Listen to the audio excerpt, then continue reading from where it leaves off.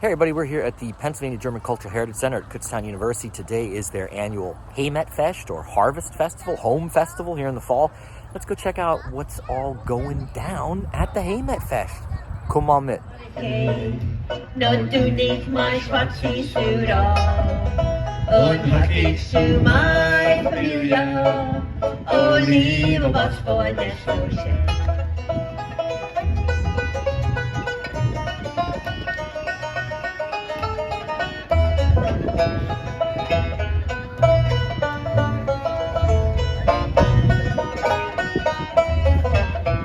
Donnerstags ist der Tag nach der Mori.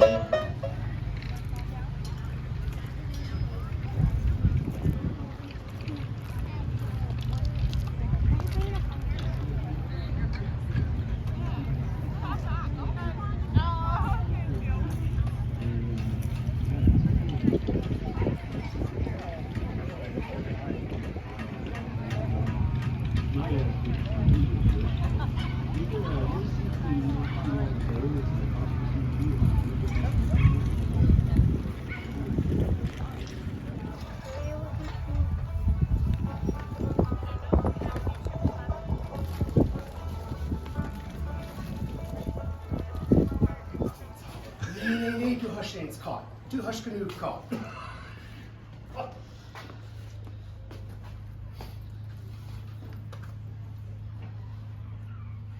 Hi folks. Hi.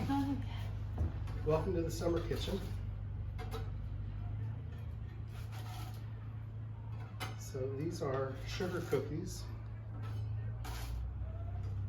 And this is actually a recipe from the Moravian tradition that I grew up with. So we would get these at our love feast services.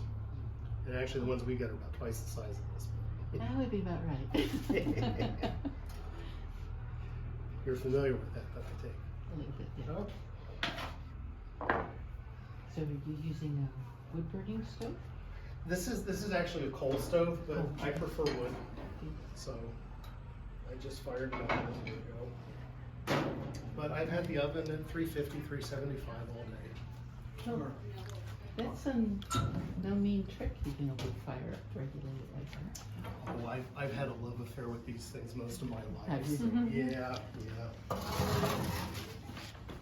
Well, this smells good. Between here, the Kutztown Folk Festival, and my home, I cook on 3 different stoves throughout the year. Yeah. So I just love these things. It's so cool that still works. Oh yeah. What are you making here? Is this cornbread or cookies or what? These are soft sugar cookies. You're welcome to have one. I'll force myself. Are the I think you'll is find that it wood in familiar. or wood Yes, is I'm burning wood. It's actually a coal stove. Oh my God. See if you taste anything familiar in that. You can burn wood in a coal stove, but you can't burn coal in a wood stove. I think so. You can burn wood in a coal stove, but you can't burn coal in a wood stove. Because it's too hot. No, it's how it's configured. It's how the grates are made. The grates for coal are very different than wood grates. And this is wood. This is coal, This is cold. but I'm burning wood in. This is very, Yeah. it's very similar. Yeah, the stove I have at home is actually it's a designated wood burning kitchen. Oh, that's good. Thank you. Yeah, so you just shred it down, you add the salt, and then you put it into the crock and mash it down until you get, see all that liquid that's in there? Yeah? Yeah. And so you mash it down till you get that brine, because the cabbage is mostly water. So the salt brings out that water. Okay. And once the brine comes up to the top, then you want to cover it. Back in the 19th century, they were covering it with maybe a plate and a rock, and covering it with a blanket, putting it down in their root cellar, and then because it was cold, it would keep all winter long. Right, and that So, was their Yeah, they would just vitamins. Yeah, vitamin C. Yeah, and they would dig out what they wanted, like for dinner or whatever, and then clean the plate, clean the rock, clean everything that was there, and then put it back for the rest of the winter or into the spring. You know, depending on how much they made. but- Human beings, we're so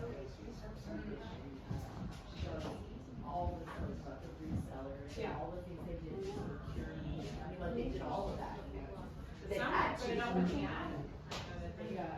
Stuff in the attic. Because they're dry. They're dry, yeah, yeah.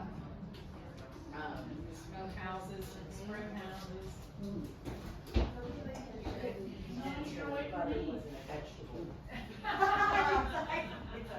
It's good for you. It probably was back then, because it'll be less.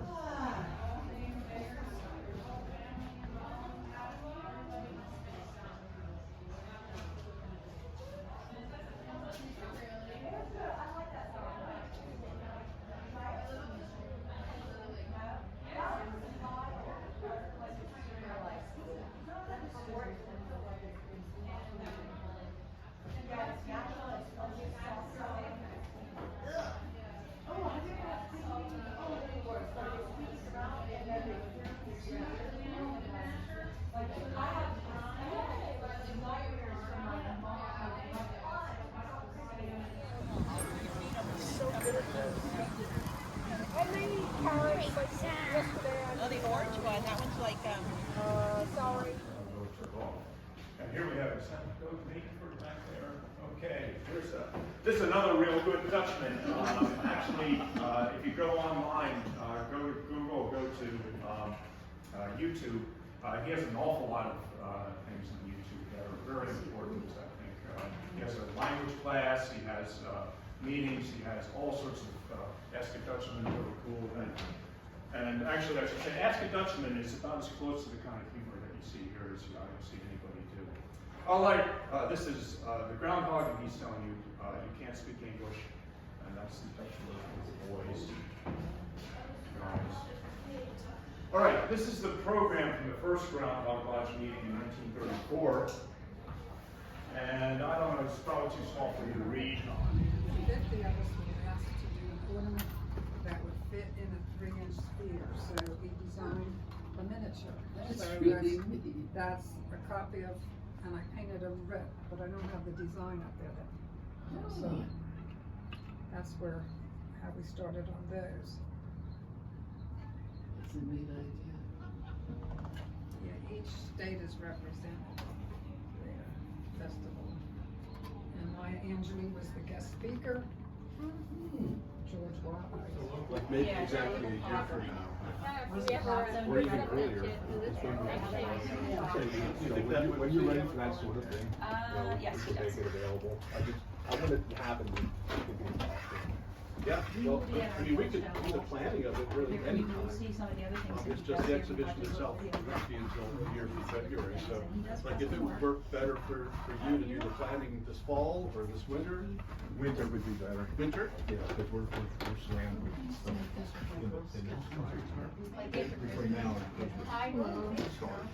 Well, after Christmas will be good, because the castle will be without If we heat. did, it might have been like, Because they're replacing the entire HVAC system, so they're just blowing heat in on the first floor. My office is on the 3rd floor, so I'm gonna be really cold this winter. So the more trips I can do, the better. get a little plug in. Oh, you want to come out? But there won't be any electricity. Oh. Because they're redoing the electricity and the.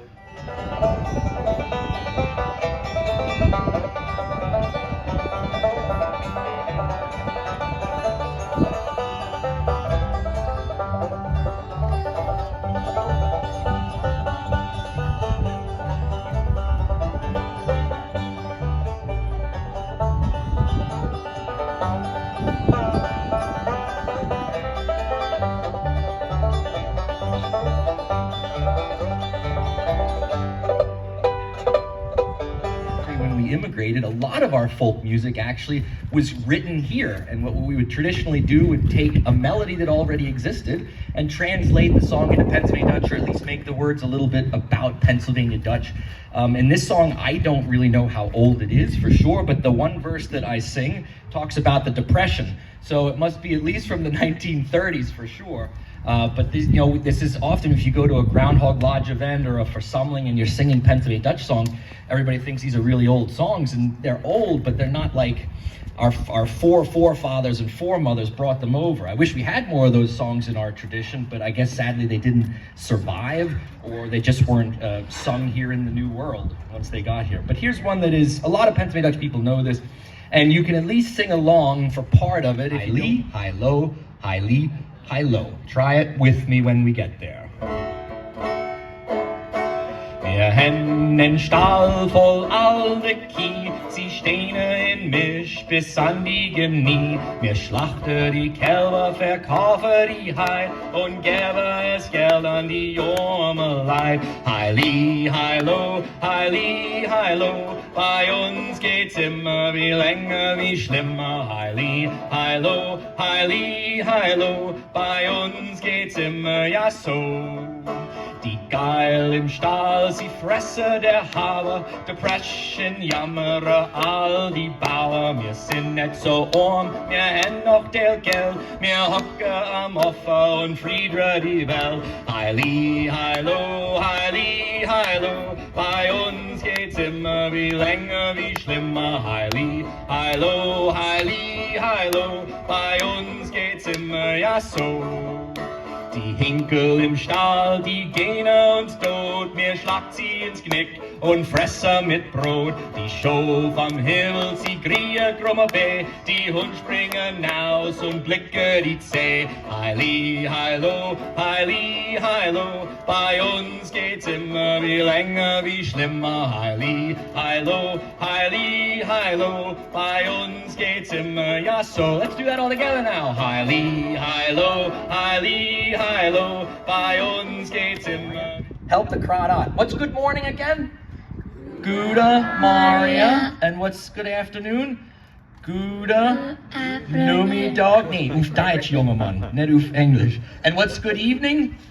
Gute Obit. Yeah. All right, now, the phrase we want to do next. So you can say hi to somebody. Now you might want to ask them, well, how are you doing? It's a pretty easy phrase. It's only 3 words. Now, I'll say them, then this young man will say it, and then you guys say it. Are you ready? Bist du ready? Yes. Okay. Ich sag's und dann du, okay? Wie bist du? Wie bist du? Wie bist du? That's literally, how are you? Wie bist du? A lot of Pennsylvania Dutchmen will just say the first 2 words. Wie bist, if you bump into somebody. Wie bist, but you could say wie bist du. So you ask somebody that, now you got to be able to respond, right? Well, we'll do just 2 phrases. We'll say, I'm good, and I'm bad. We'll just leave it at that. Are you ready, young man? We'll start with the positive one. 3 words again. Ich bin gut. Ich bin gut. Ich bin gut. And ich, so now we got that, now that's good, ich bin gut, then we can say the opposite. Ich bin schlecht. Ich bin schlecht. Ich bin schlecht. Oh my gosh, it's like you guys have been speaking Pennsylvania Dutch your whole lives. Now, let's imagine, we're gonna throw 1 word in there. Let's imagine you just scratched off a lottery ticket and you actually won something more than $2. And you want to say, I'm doing really good. Are you ready? We're only going to add 1 word to the phrase we learned. Ich bin arg gut. Ich bin arg gut. Ich bin arg gut. All right, so next time you're at Retner's and you scratch off a $1 million lottery ticket, that's what you need to yell in the middle of the grocery store, all right? What is it? What is it? Ich bin arg gut. What a boy. Hey, give this young man a nice round of applause. Gross Thomas.